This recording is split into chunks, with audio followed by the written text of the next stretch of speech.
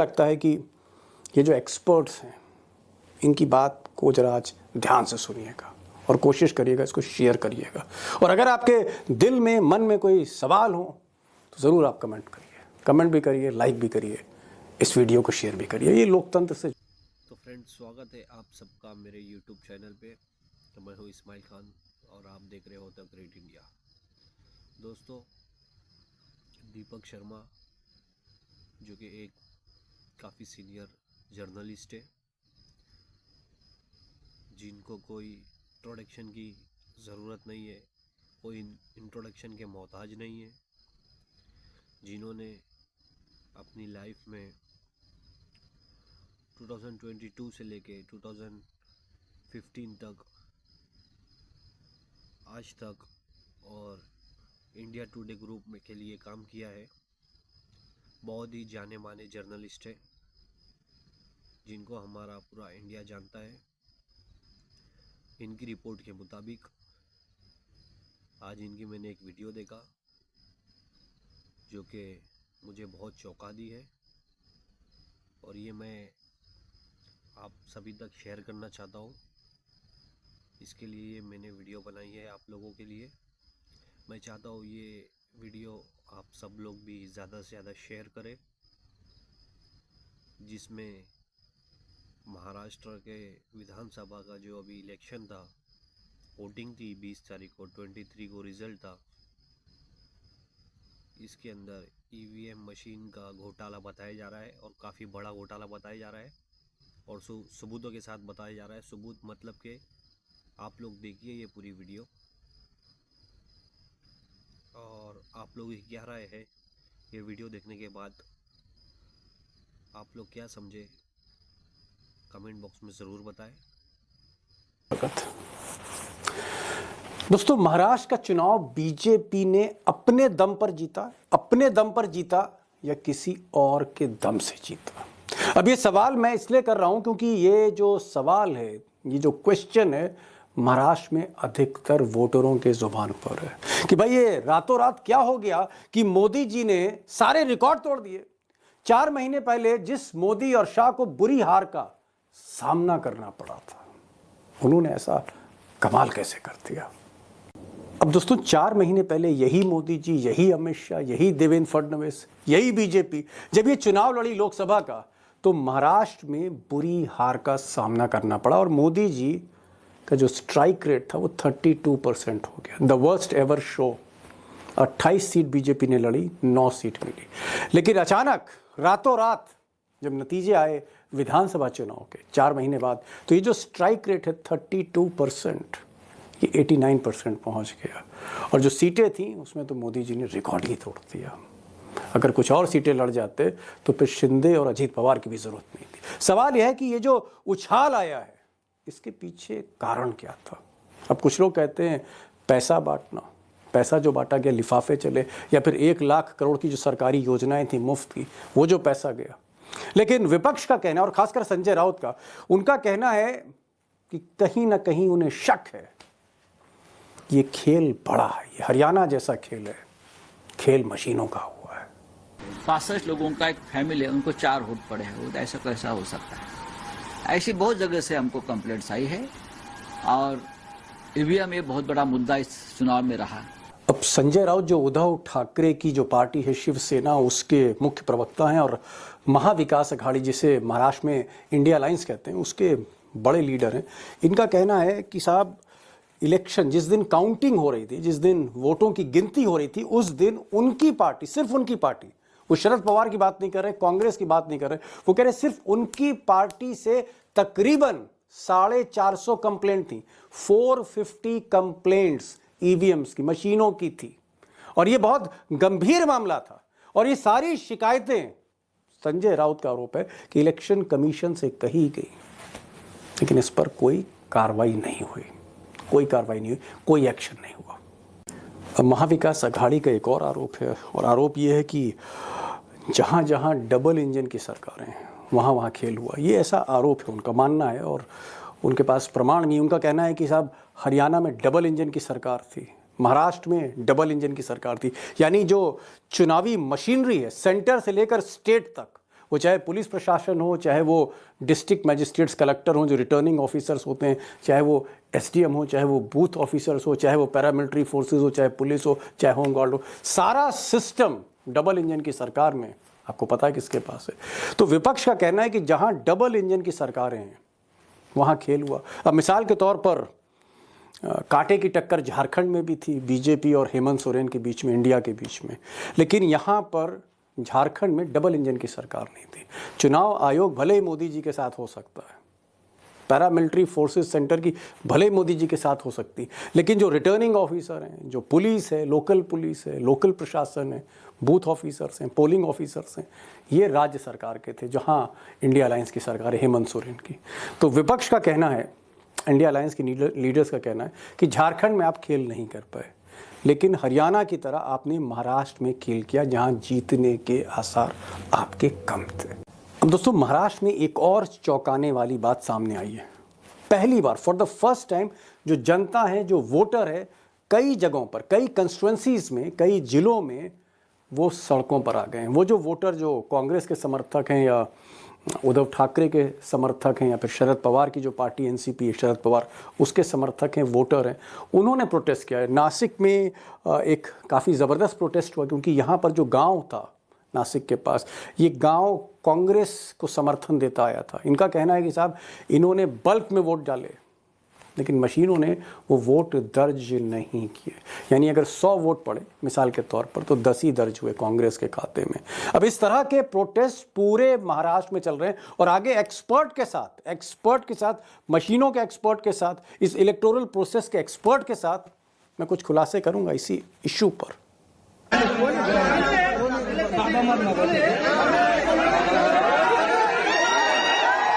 अब एक और चौंकाने वाली बात, महाराष्ट्र के लीडिंग न्यूज़पेपर लोकमत ने एक छानबीन करी इसी पूरे प्रोसेस को लेकर जो आरोप लग रहे हैं, और उसने पाया, लोकमत की टीम ने पाया, जर्नलिस्ट की टीम ने पाया अपनी छानबीन में कि मशीनों में जो वोट पड़े, जिस दिन पोलिंग थी, वो वोट जो पड़े, जब मशीनें खुली तो उसमें अंतर था। यानी मशीन में जो वोट पड़े और काउंटिंग के दिन जो वोट गिने गए बूथ वाइज, उसमें अंतर था।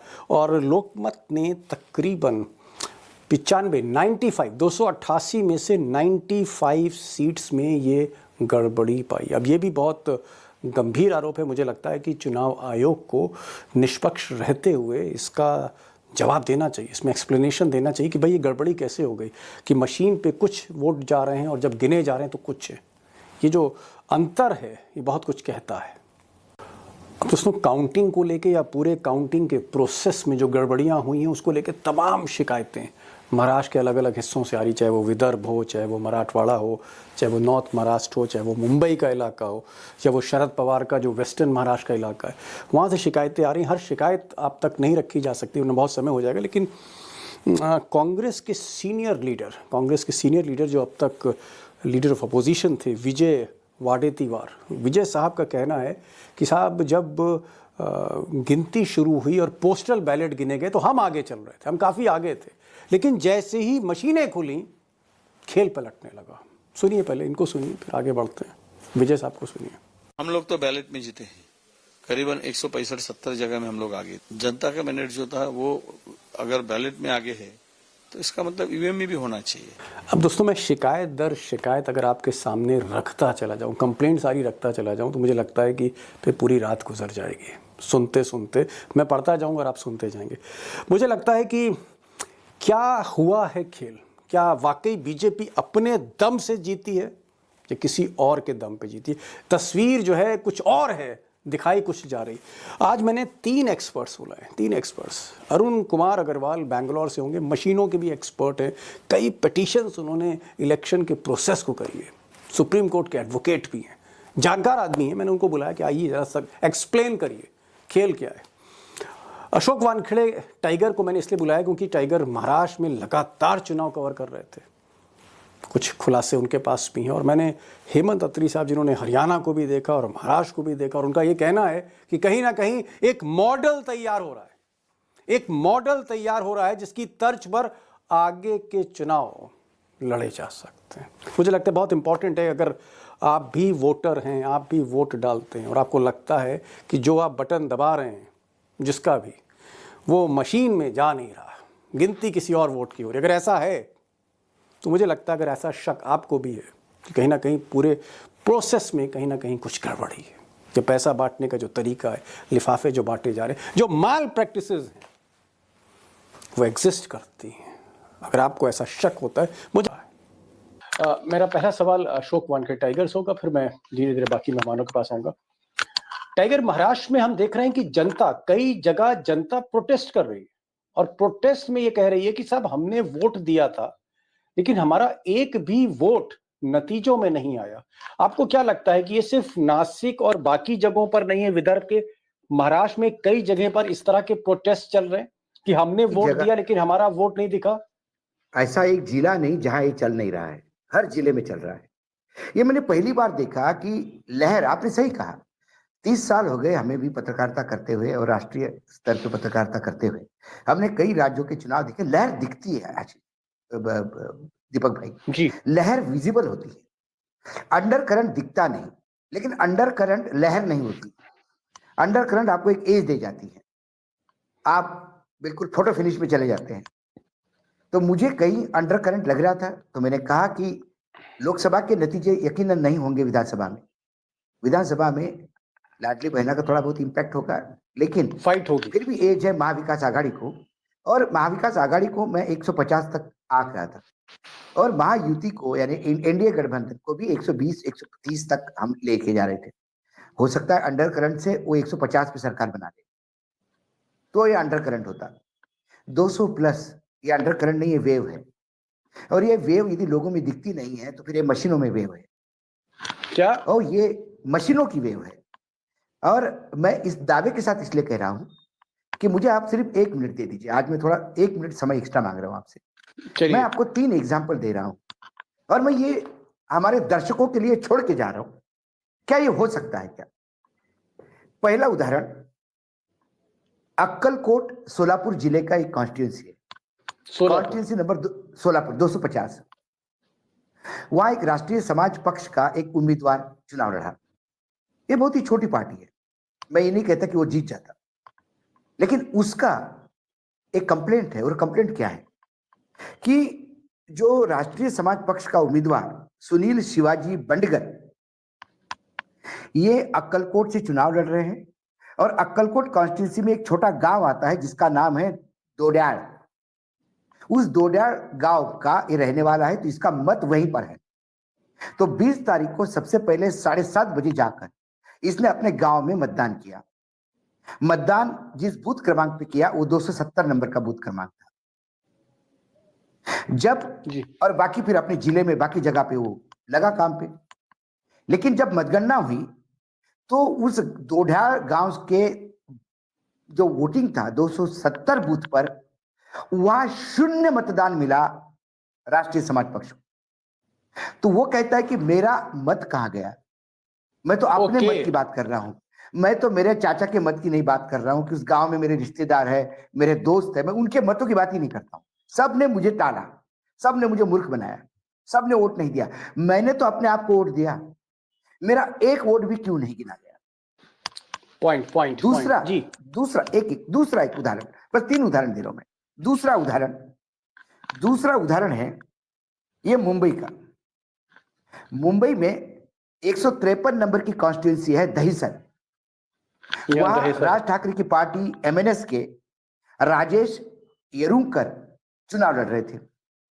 अब राजेश येरुंकर के जहां चुनाव लड़ा उन्होंने, जहां मतदान दिया जब बूथ पर, वो पूरा वार्ड उस बूथ पर गया। पूरे वार्ड ने जिस वार्ड में वो रहते हैं, उसके घर में पत्नी, बेटी और मां, ऐसे 3 वोट है, और इसका खुद का एक 4 वोट। उस पूरे वार्ड का मतदान जिस बूथ पे हुआ, उस बूथ पर इस राजेश को सिर्फ 2 मत मिले। इसका मतलब उसके पत्नी और बेटी ने भी मत नहीं दिया उसको, या मां ने और बेटी ने नहीं दिया, कोई 2 ने वोट ही नहीं दिया। ये ऐसा कैसा हो सकता है? एमएनएस शिवसेना से निकली हुई पार्टी है, एमएनएस का वो पुराना कार्यकर्ता है, कम से कम वार्ड में इतना वजूद है उसका।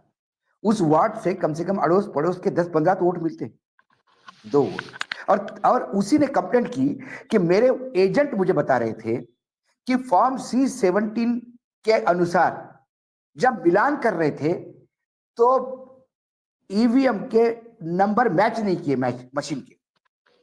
जब उनने कहा कि भाई फॉर्म 17 पे ईवीएम का नंबर ही मैच नहीं कर रहा है, तो जो अधिकारी था उसने कहा कि अरे ये गलती से तब 17 में गलत लिखा गया होगा, छोड़ो उस बात को, ऐसी होती रहती है गलतियां। उनने कहा इसको सील नहीं है भाई, 3 सील होते हैं, ये सील कहाँ है इसके? वो सील भी नहीं। ये 99% चार्ज कैसी है? उसमें बोले वो पहले कांग्रेस को जवाब दे दिया है इलेक्शन कमीशन में, अब ये इशू नहीं। उनको भगा दिया गया एजेंटों को। ये 4 किस्से, ये मतलब ये मेरे पास सुनाने के लिए मैं आपको 6 घंटे सुना सकता हूँ एक-एक कॉन्फ्रेंस। मैं समझ गया टाइगर, मैं समझ गया, आपने आंखें खोल दी हैं। जो भी इस प्रोग्राम को देख रहा है, कहीं ना कहीं मैं उन सब से जितने भी दोस्त हैं, मैं चाहूंगा कि अपना माइंड अप्लाई करिए कि भाई कारण क्या था।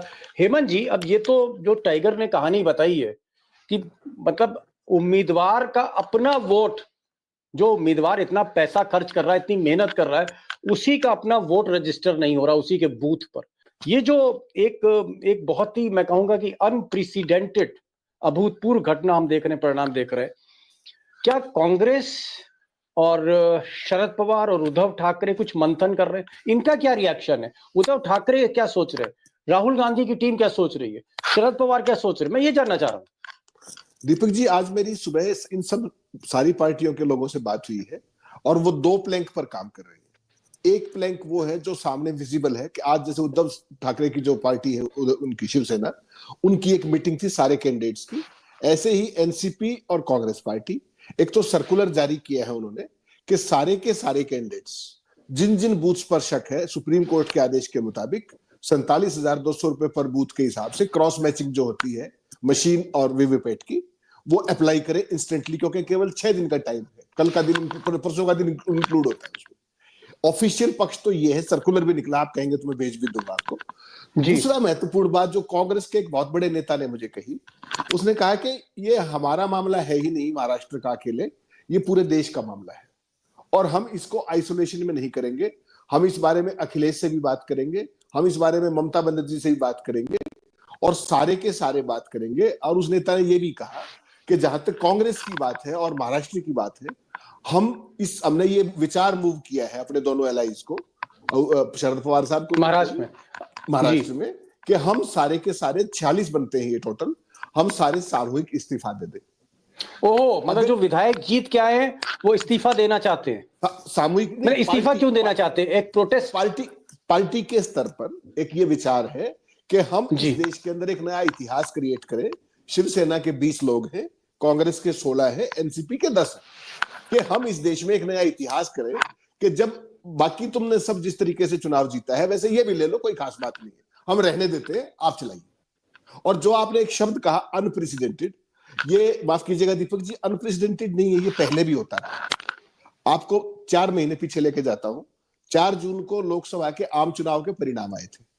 तिरुपति सीट आपको पता है आंध्र प्रदेश के अंदर है, नांदेड़ का जिक्र टाइगर ने किया। आपने जो अनप्रेसिडेंटेड कहा, मैंने कहा कि वो होता है। तो नांदेड़ में क्या हुआ साहब, जब तिरुपति के अंदर के लोकसभा की सीट YSRCP ने जीती, कोई बात नहीं, जीत गए, ठीक बात है, जगन मोहन रेड्डी की पार्टी ने। जी, और साथ में असेंबली के चुनाव थे और वहां पर पार्लियामेंट में, एक पार्लियामेंट में 7 असेंबली होती, सातों की सातों असेंबली के अंदर अपोजिशन भारतीय जनता पार्टी और उसके एलाई जीत गए। और कैसे जीते? एक सीट बीजेपी की, एक जो थी वो जनसेना की जो उनकी एलाई है, और 5 सीट टीडीपी की। और अब जो नांदेड़ में हुआ है, जो भाऊ ने जिसका इशारा किया, उसको बहुत ब्रीफ में मैं टच कर देता हूं, बिल्कुल ब्रीफ में, टाइम नहीं लूंगा क्योंकि इस पर हम चर्चा की। नांदेड़ में कांग्रेस को पार्लियामेंट के बाईपोल में वोट मिले 5,86,788, और जब असेंबली में इन्हीं में 6 सीटों पे चुनाव हुआ, यहीं पर वही वोटर, वही बूथ, वही मशीन, वही एजेंडा, कुछ फर्क तो नहीं। उसमें जो कांग्रेस पार्टी के कैंडिडेट्स को जो वोट मिले हैं, वो मिले हैं साहब 1,59,323 वोट कम मिले पार्लियामेंट के बाईपोल और उसी दिन विधानसभा की इन 6 सीटों पर। यानी कि ऑन एन एवरेज 6 सीटों पर कांग्रेस पार्टी के 26,500 वोट कम हो गए असेंबली के अंदर। और इसको और साधारण भाषा में आपको बता दूं कि हर चौथे कैंडिडेट ने, जिसने लोकसभा में बाईपोल में दीपक जी को वोट दिया, असेंबली में उसने मुझे वोट दिया। इसका मतलब यह है कि मोदी से ज्यादा लोकप्रिय, क्योंकि पार्लियामेंट का मतलब लोकसभा, बाईपोल का मतलब मोदी है, इसका मतलब यह है कि मोदी से ज्यादा लोकप्रिय फडणवीस है, शिंदे हैं और अजीत पवार है। इसको केवल आप एक बार एक ब्रॉडली देख लीजिए, क्या ऐसा नहीं तो आपने एक मिनट अत्री साहब मैं ऐसे नहीं छोड़ूंगा आपको, मैं ऐसे नहीं छोड़ूंगा। आपने भाई कंक्लूजन कर दिया, आपने कहा कि एक ही जिला है वहां पर पार्लियामेंट में कांग्रेस जीत रही है और बाकी सब में कांग्रेस हार रही है, तो ऐसा कैसे हो सकता है? तो इसका एक मिनट इसका मतलब क्या हुआ कि असेंबली की मशीनें दूसरी हैं, पार्लियामेंट के चुनाव की मशीनें दूसरी हैं? आपने बिल्कुल सही पकड़ा है। इसके अलावा और कोई कारण हो तो मुझे आप धरती पे सोच के बता दीजिए। भाई अग्रवाल अलग साहब, अलग मशीन, नहीं, अलग अलग नहीं, मशीन का जी। दीपक भाई, चोर कोई भी हो, कोई ना कोई सबूत छोड़ जाता है या गलती से रह जाता है ओवरसाइट से। आपने असेंबली का तो खेल कर दिया और पार्लियामेंट में भूल गए। बाकी इलाज अब अग्रवाल साहब बैठे, ये खुद ही कर लेंगे। ये भी तो डॉक्टर है सुप्रीम कोर्ट के, ये बाकी डॉक्टर कानून साहब पे छोड़ दिया ना। भाई, मशीनों के डॉक्टर आप हैं, अत्री साहब कह रहे हैं, ये तो दोनों लोग पत्रकार हैं, आप डॉक्टर हैं मशीनों के। तो क्या ऐसा कुछ हो सकता है कि असेंबली की मशीनें अलग हैं, पार्लियामेंट की मशीनें डॉक्टर साहब अलग हैं, और पार्लियामेंट वाली मशीन भूल गए उसकी चाबी कसना? क्या हुआ होगा? नहीं वो नहीं, देखिए वोटिंग तो अलग अलग मशीनों से होती है क्योंकि वही कैंडिडेट तो मैं अलग कह रहा होते हैं। हूं। हाँ, जी लेकिन वो दोनों मशीनें अगल बगल में रहती हैं, जी तो वो आदमी इधर कांग्रेस दबा रहा है, उसकी ये प्रोबेबिलिटी है कि उधर भी वही दबाएगा क्योंकि वो अगल बगल में है। लेकिन 25% क्रॉस वोटिंग जो हुई, ये बहुत ही ज्यादा चौंकाने वाली बात है। और ये बात सही कह रहे हैं कि कोई ना कोई सबूत जो है चोर छोड़ जाता है। ये पिछली बार से चालू हुआ कि जहां जहां बैटरी 99% चार्ज हैं, वहां पे ये पाया जा रहा है कि 80% वोट बीजेपी को या एनडीए को जा रहा है। ये हरियाणा इलेक्शन से जी, हम लोगों हरियाणा ने में तीन काउंटिंग एजेंटों से बात की और उन्होंने ये कहा कि बूथ नंबर वाइज उन लोगों ने नोट करके रखा था और सब में क्या हो रहा है। और कल स्वरा भास्कर के हस्बैंड जो इलेक्शन लड़ रहे थे, हाँ, फहद ने उसने ये बात कही है जी जी, कि 16-17 राउंड तक जीत रहे थे, उसके बाद ये मशीन राजीव कुमार की। और मैं कहता हूं Rajiv Kumar is killing our democracy, मैं बड़े सख्त ये करता हूं, and his children will bear the stain. क्योंकि आप आदमी की हत्या करेंगे तो ये तो पूरी डेमोक्रेसी की हत्या हो रही है। लेकिन तो डॉक्टर साहब एक मिनट, मैं समझ गया, आपने प्रमाण दे दिए, प्रमाण अत्री साहब ने भी दे दिए, प्रमाण जो है वो अशोक वानखेड़े टाइगर ने भी दे दिए, प्रमाण है, एविडेंसेस। मैं दूसरी चीज कह रहा हूं, मैं कह रहा हूं क्योंकि आप मशीनों के डॉक्टर भी हैं, एक्सपर्ट भी हैं, और आप सुप्रीम कोर्ट के वकील भी हैं, इस तरह की पिटीशन आप करते रहे और कई मुकदमे आपने जीते भी हैं। मैं आपसे पूछ रहा हूं कि मैं सपोज करिए मैंने वोट दिया एनसीपी को, शरद पवार को, और मेरा वोट नहीं शरद पवार को मिला, तो मैं क्या करूं? मुझे इस तरह की कौन सी मुझे रेमेडी है संविधान में? मैं क्या करूं अगर मेरा जो मत अधिकार है जिसको मैं प्रयोग कर रहा हूं, मेरी सबसे बड़ी ताकत, अगर मैं अपनी सबसे बड़ी ताकत को प्रयोग नहीं कर पा रहा हूं और कोई शक्ति मेरी ताकत को पलट दे रही है कि मैं वोट ए को दे रहा हूं, वोट बी में जा रहा है, तो मैं क्या करूं? जनता क्या करे, वोटर क्या करे, ये तो बताइए। मैं याचिका करता था सुप्रीम कोर्ट में ईवीएम के मामले में, तो मैं इसलिए उसका वो पढ़ा भी, और मैं ही एक आदमी था जो रिव्यू में भी गए। तो उसके अंदर में उन्होंने जो सिंबल लोडिंग यूनिट है, एक ही जगह जो है चोरी करने का स्कोप है कि किसको क्या सिंबल अलॉट होगा, वो बाहर से लोड होता है। और उसके जो जानकार हैं वो माधव देशपांडे जी, उन्होंने कहा कि आप केवल एक लाइन उसमें बदल दीजिए तो हर तीसरा चौथा वोट जो है बीजेपी को ट्रांसफर हो जाएगा। तो ओके, हाँ, वो उन्होंने इस बात को कही और डिमॉन्स्ट्रेट की, और बहुत लोगों ने उनका इंटरव्यू लिया। एक नहीं, एक उनके मिनट 4-5 मुझे समझाइए, मैं जनता को समझाना चाह रहा हूं दोस्तों को कि मतलब हर चौथी बार जब बटन दबेगा, चौथी बार, तो वो वोट जी बीजेपी को जाएगा। यानी अगर सीरियल में मेरा नंबर चौथा है और मैं चौथे नंबर पे गया, मैंने बटन दबाया शरद पवार का, तो क्या वोट बीजेपी में चला जाएगा, ये कहना चाह रहे हैं आप? जी जी, ये उनका कहना है, उनका कहना है कि इस तरह से टैंपरिंग हो रही है। टाइगर, ये बताइए कि आपने बहुत से प्रकरण बता दिए मुझे कि पूरे गांव ने जो है वोट दिया कांग्रेस को, लेकिन एक भी वोट उन गांव वालों का रजिस्टर नहीं हुआ मशीन पे, और वो सारे गांव वाले प्रोटेस्ट कर रहे हैं। कई जगह महाराष्ट्र में प्रोटेस्ट चल रहे हैं, पब्लिक कह रही है कि साहब हमने वोट डाला था कांग्रेस को, कोई कह रहा हमने वोट डाला था उद्धव ठाकरे को। जिसके जिसके समर्थक हैं वो सड़कों पर आ गए हैं और कह रहे हैं कि भाई ये हमारा बूथ है, ये हमारा वोटर आईडी कार्ड है। चलिए, ये तो एक ऐसा विषय है जिसमें समय लगेगा। मुझे ये बताइए कि शरद पवार से अगर आपकी बात हुई हो, उद्धव ठाकरे के किसी कैंप से बात हुई, ये लोग भी तो कोई रीजन बता रहे होंगे, भाई शरद पवार तो चाणक्य हैं, चाणक्य दांव कैसे खा गया शरद पवार? नहीं, चाणक्य क्या दाव खाएगा? चाणक्य मशीन थोड़ी बदलेगा। यदि रात को मशीनें बदली तो चाणक्य क्या करेगा भाई? फेयर इलेक्शन में ही चाणक्य काम कर सकता है ना। यदि आप चेस खेलने बैठो और आपका घोड़ा टेढ़ा चलने लगे नए रूल के हिसाब से, तो आप कौन से ग्रैंड मास्टर को आप हरा नहीं पाओगे भाई साहब? ये तो मेरा घोड़ा टेढ़ा चलेगा आज, और हाथी टेढ़ा 2.5 घर चलेगा। अब मैंने तय कर लिया जी, तो क्या करेगा ग्रैंड मास्टर? हेमंत जी, अब ये बताइए कि साहब आपको क्या लग रहा है, क्योंकि आपने हरियाणा चुनाव भी कवर किया, महाराष्ट्र भी आप देख रहे हैं, क्या हरियाणा और महाराष्ट्र इनमें कुछ आपको सिमिलरिटीज दिख रही हैं? नंबर 1। नंबर 2, मैं एक सवाल आपसे पूछ रहा हूं, भाई आप लोग कह रहे हैं कि साहब मशीनें, तो भाई मोदी जी और अमित शाह ने मशीन का खेल झारखंड में क्यों नहीं किया? झारखंड भी तो उनको जीतना था, वहां भी तो मोदी जी सबसे ज्यादा मेहनत कर रहे थे, तो झारखंड में क्यों नहीं कर पाए अत्री साहब? दीपक जी, दूसरे सवाल का जवाब पहले दूंगा। अगर झारखंड में भी ये कर देते और जम्मू कश्मीर में भी ये कर देते तो सारा खेल जो है वो सारा फिजल आउट हो जाता, और पूरे देश में जो होता उसकी आप कल्पना ही कर सकते हैं। इनकी पूरी क्रेडिबिलिटी डाउटफुल हो जाती, स्टेक पे आ जाती। इसलिए कोई भी जो बड़े से बड़ा खिलाड़ी होता है वो बड़ी जीत पाने के लिए छोटी चीज कुर्बान भी करता है। एक, अब आपके पहले सवाल पर आता हूं। और ऐसा तो नहीं कि डबल इंजन की सरकारें थी हरियाणा और यहाँ पर झारखंड में? उस पे आ रहा हूं। अब आपने जो पहला सवाल पूछा उसका जवाब बताऊंगा। आपने हरियाणा और इसको महाराष्ट्र में सीमित कर दीजिए, इसको वहां मत सीमित कीजिए, इसको थोड़ा सा और खोल लीजिए। इससे पहले आपको ध्यान हो, अगर मध्य प्रदेश, छत्तीसगढ़ और राजस्थान 3 चुनाव हुए।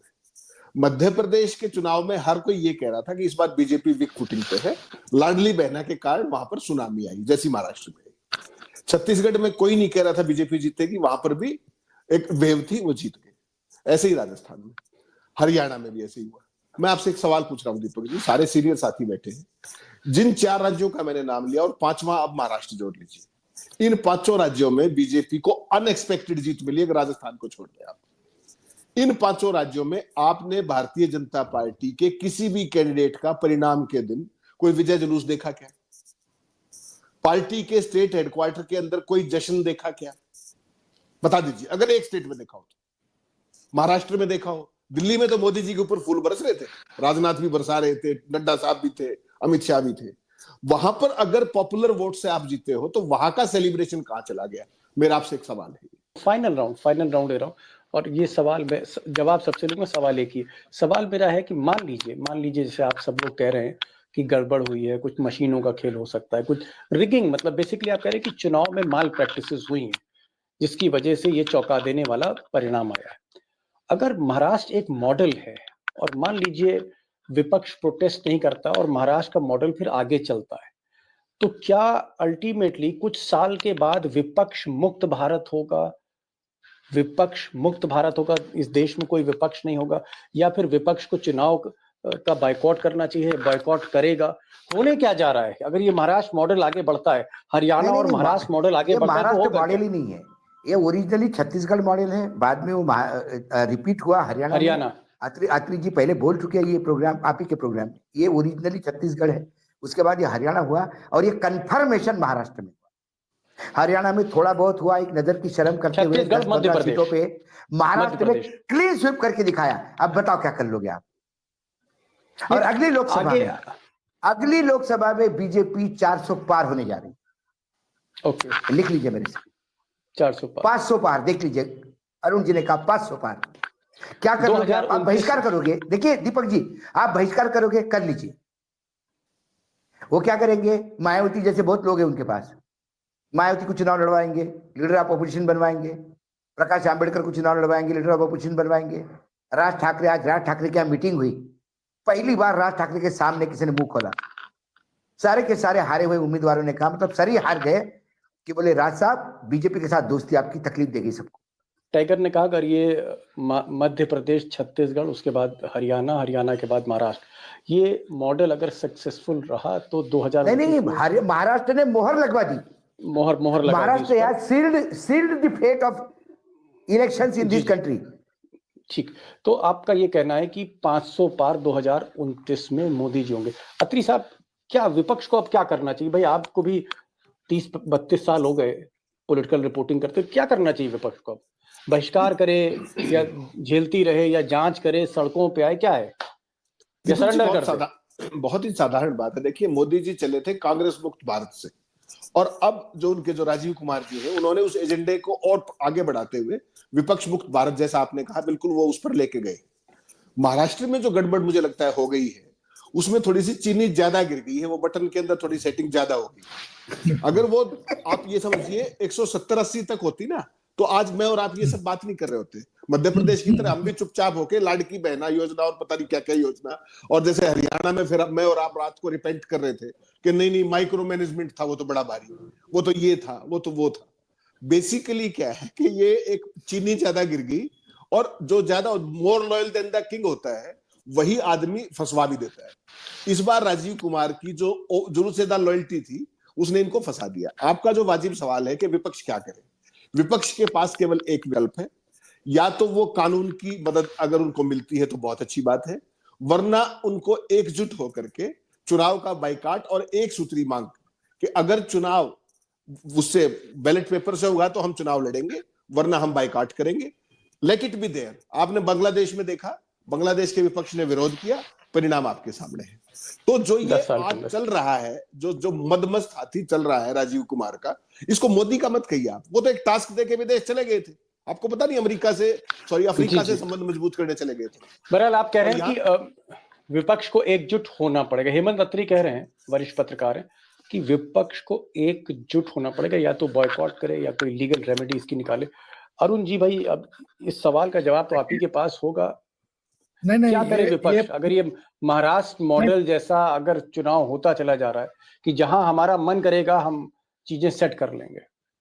नहीं, पहले तो जो अशोक जी ने कही वो करना चाहिए। जो एक सुझाव था कि लोग ओथ न ले, जो 45 या 50 जो विधायक हैं वो अभी ओथ न ले। दूसरा, मैं एक बढ़िया सुझाव बताता हूं, बड़ा कंस्ट्रक्टिव। अभी से लेके मई तक ये लोग हर महीने एक दिन एजिटेट करें पूरे देश में कि हमें बैलेट का चुनाव चाहिए, हमको इस पर विश्वास नहीं है, इस कारण से अभी सुप्रीम कोर्ट ना जाए। मई में जब बदलता है, क्योंकि with all due regards to justice Khanna, ये 2 बार इस बेंच पर बैठे हैं ईवीएम वाली में। एक बार वो गगोई साहब के साथ 2019 में बैठे हैं, और एक बार जो है अभी बैठे हैं। तो वो उनके पास ये मामला जाएगा तो ज्यादा रिलीफ मिलने की उम्मीद कम है। मतलब सुप्रीम कोर्ट के नए चीफ जस्टिस आए मई के महीने में, मई 2025। कहना नहीं चाह रहा था आप अब, लेकिन स्पष्ट कर दिया आपने, मैं यही कह रहा था। तब ये जाए, क्योंकि दीपांकर दत्ता ने जब ये हो रहा था, जस्टिस दीपांकर दत्ता ने, तो उन्होंने कहा कि अरे आप लोग ऐसे ही कहते हैं कि ये कौन सा रिलायबल है ये पोल कि 50% लोगों को ईवीएम पर विश्वास नहीं है। तो जब लोग सड़क पर आवेंगे तो सुप्रीम कोर्ट के जजों को भी दिखेगा कि there is a huge opposition to EVM, और अगर मैं ईवीएम को बरकरार रखा तो मेरे ऊपर आंच आएगी, ना कि वो नहीं आ रही है अभी, तो लोग कहेंगे कि हम भी कॉम्प्रोमाइज हैं। तब वो जावें। तो वो ईवीएम का हमें काफी उम्मीद है कि अगर मई के बाद अगर इसको चैलेंज करें फिर से, और पूरे उसके मतलब साइंटिफिक तथ्य कि आपने ये इस तरह से हुआ, इस तरह से हुआ, उसमें डालें, और यही एक कारण बहुत बड़ा है कि अगर 40% हम ये दिखा सकें कि जनता को मशीन में विश्वास नहीं है, तो supreme court will be compelled to order voting by ballot. चलिए साहब, मेरा अरुण अरुण साहब ने कहा है कि जनता को अगर वोट पर अपने विश्वास नहीं है और अगर उसका जो मताधिकार है, जो इतना बड़ा राइट, उसकी जो ताकत है वोट, अगर वही सही जगह नहीं जा रहा, उसकी मर्जी के मुताबिक मशीन दबाने के बाद वहां नहीं गिर रहा है, तो ये एक ऐसा अधिकार है कि सुप्रीम कोर्ट इस पर संज्ञान ले सकता है। लेकिन वो कह रहे हैं कि मई के महीने में 2025 मई के बाद अगर हम सुप्रीम कोर्ट जाते हैं तो रिलीफ में 5 महीने में 6 जी महीने जी जी जी जी ये कहा है। दूसरा, अत्री साहब और टाइगर का ये कहना है कि भाई जो महाराष्ट्र मॉडल है ये फाइनल मॉडल था, कि शुरुआत छत्तीसगढ़ मध्य प्रदेश से हुई और उसके बाद सबने हरियाणा देखा और हरियाणा के बाद महाराष्ट्र, यानी कहीं ना कहीं जो एक एक्सपेरिमेंट है वो अब धीरे धीरे एक प्रयोग में बदल रहा है। संयोग नहीं, ये प्रयोग है। और टाइगर का भी यही कहना है कि भाई कहीं ना कहीं सबसे पहले जो विधायक हैं महाराष्ट्र में चुने हुए, इनको सोचना चाहिए कि इनको विधानसभा में बैठना है या नहीं बैठना है, सरेंडर करना है या लड़ना है, क्योंकि लड़ के ही कुछ ना कुछ मिलेगा, ये इस देश का इतिहास बताता है। अत्री साहब, आप आए, बहुत बहुत शुक्रिया, आपने खुलकर बातें की, हालांकि आज प्रोग्राम बहुत लंबा हो गया है। टाइगर, आपका भी बहुत बहुत शुक्रिया and thank you so much for joining this programme. Arun ji, आप बैंगलोर से जुड़े और आप एक बहुत सशक्त आवाज हैं, कई मुकदमे आपने जीते भी हैं चुनाव आयोग से या इस तरह की जो गड़बड़ियां हैं सुप्रीम कोर्ट में, और मैं चाहूंगा कि आप होमवर्क आजकल कर रहे होंगे, कोई नई पिटीशन करिएगा तो जरूर इत्तला करिएगा हमको। आपका भी बहुत बहुत शुक्रिया। Thank you so much for joining this program. Thank you so much.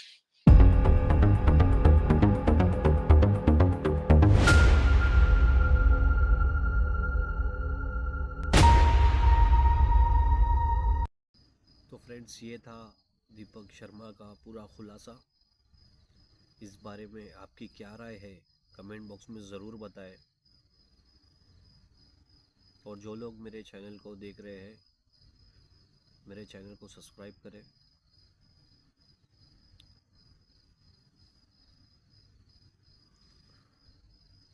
Bell icon को प्रेस करना ना भूलें ताकि मेरी हर आने वाली वीडियो आप तक पहुंच सके। वीडियो अच्छी लगी तो उसे लाइक करें, कमेंट करें, और आप लोगों की क्या राय है इस बारे में ज़रूर बताएं।